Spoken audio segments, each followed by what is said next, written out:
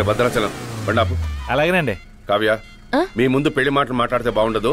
నేను అమ్మ వెళ్ళి మాట్లాడొస్తాం, మీరు ఇంటికి వెళ్ళండి. సరిగ్గా చెప్పారయ్యా. అక్కడ జరిగేదంతా నేను లైవ్ గా వీడియోలో చూడాలి. ఓకేనా?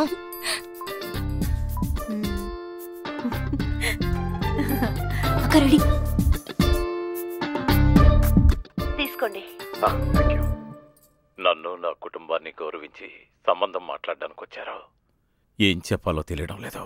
ఏమిటి పిల్లలిద్దరూ వచ్చినప్పటి నుంచి లప్పు డప్పునే చూస్తున్నారు? అవ్వా, ఇది ల్యాప్టాప్.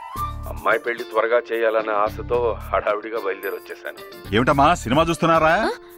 అవును తాతయ్య. అందరూ మౌనంగా ఉన్నారేంటి?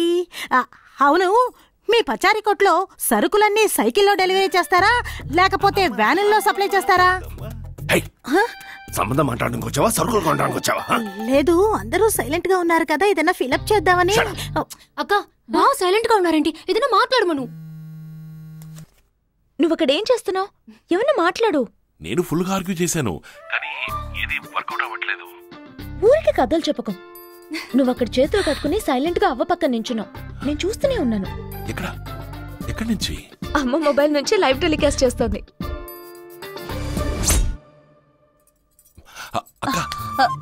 ఏంటయ్యా? ఫోన్ నుంచి లైవ్ టెలికాస్ట్ అవుతుంది. ఆపేసి తీసుకోండి. ఐఎమ్ లిటిల్ బిజీ, తర్వాత తీసుకుంటానులేండి.